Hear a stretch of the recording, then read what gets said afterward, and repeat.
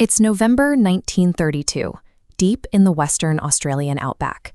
3 soldiers from the Royal Australian Artillery are dug in, fingers resting on the trigger of a Lewis machine gun, staring down a massive, swirling cloud of red dust. A stampede of thousands of 6-foot-tall, flightless birds explodes from the haze, rushing the military line at nearly 50 kilometers per hour. To understand how artillerymen ended up fighting birds, we have to look at the fallout of World War I. Australia had tens of thousands of returning, traumatized veterans who desperately needed a livelihood. The government solution was the soldier settlement scheme, which handed these men small plots of land in the arid, nutrient-poor inland region known as the Wheatbelt and told them to start farming. Then the Great Depression hit, collapsing global commodity prices. The government begged these struggling farmers to grow more wheat, promising a guaranteed price per bushel to keep them afloat. But when the time came to pay up, the government reneged. By 1932, these veteran farmers were broke, furious, and on the brink of total ruin. As if the economic collapse wasn't enough, a severe drought struck the Australian interior. Driven by a desperate search for food and water, 20,000 emus began migrating west. This map shows how those migrating birds zeroed in on the exact land the veterans were farming. By clearing the harsh native scrub and constructing artificial dams, farmers inadvertently laid out a premium buffet of fresh water and endless wheat. 20,000 hungry, nomadic birds marched right into the Wheatbelt.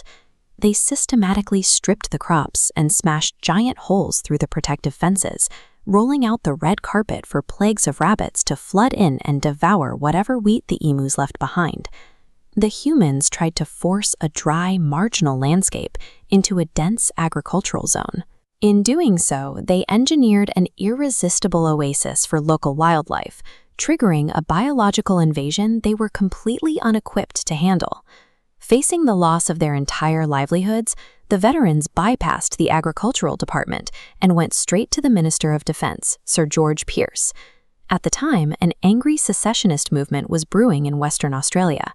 Pearce saw the farmers' request for firepower as an easy political win, a flashy PR stunt to quiet the unrest and show the federal government was helping. Pearce deployed a tiny detachment consisting of Major G.P.W. Meredith and 2 gunners. They carried 10,000 rounds of ammunition and 2 Lewis machine guns. These weapons could fire 10 rounds per second. The military assumed the birds would be slaughtered in a matter of days. On November 2nd, the soldiers spotted their first flock and opened fire. But the emus didn't panic or huddle in masses like infantry trapped in a trench. They instantly splintered into tiny, highly mobile groups, sprinting in chaotic zigzag patterns. The automatic fire hit nothing but red dirt. Realizing he couldn't shoot a moving target, Major Meredith changed tactics. 2 days later, he laid a careful ambush near a local watering dam. The soldiers waited in dead silence as over 1,000 emus slowly converged on the water, letting them walk right into point-blank range. The gunners opened fire, dropping a dozen birds instantly. Then the Lewis gun jammed. As the soldiers frantically pulled at the bolt to clear the chamber, the remaining birds scattered into the dense scrub, vanishing in seconds. Weapons built to mow down orderly lines of humans advancing across flat battlefields failed completely against the unpredictable, decentralized survival instincts of wildlife. As the campaign dragged on, Army observers noticed something frustrating. The emus were adapting to the gunfire. The flocks began establishing their own command structure to counter the military threat. Each pack appointed a leader. A tall, black-plumed male would stand watch while the rest of the flock fed. The moment the sentinel spotted a soldier, he sounded the alarm, remaining behind to monitor the humans while the rest of the birds safely stampeded out of range. Unable to outsmart the birds, Major Meredith tried to outrun them.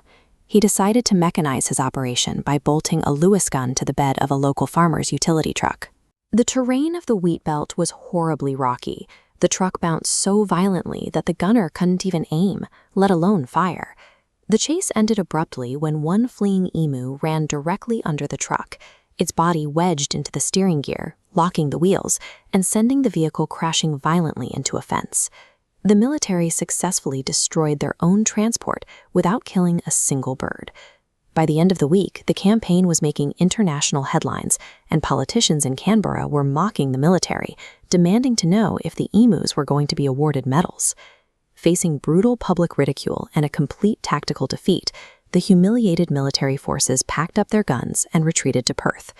With the military gone, the government empowered local farmers with a simple bounty system.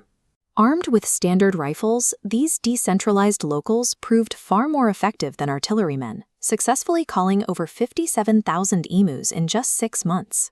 This map illustrates the government's ultimate, permanent escalation to stop future migrations: the construction of the State Barrier Fence. It was a massive 850-mile continuous wire mesh barricade meant to seal off the agricultural zones from the harsh interior. Over the decades, this fence created a stark physical boundary. On one side, humans relentlessly cleared away the natural scrub to grow vast fields of wheat, leaving the soil dry and exposed. On the other side of the wire, the dark green native vegetation remained intact. Decades later, satellite data revealed something incredible. The fence is so long and the land clearing on the human side so extensive that this barricade actually altered the regional climate. Because the deep-rooted native plants were ripped out on the agricultural side, that land no longer releases the same heat and moisture into the atmosphere. Today, rain clouds consistently form over the native bush, while the sky directly above the wheat fields remains completely clear. The farmers wanted to build a monumental wall to protect their crops from thirsty birds. Instead, they cut off their own rainfall, engineering a permanent, localized drought over the exact fields they were trying to save. The wall built to save the wheat ultimately suffocated it. By attempting to partition the landscape with a rigid line of steel and wire, the state successfully excluded the emus, but in the process, they inadvertently excluded the rain.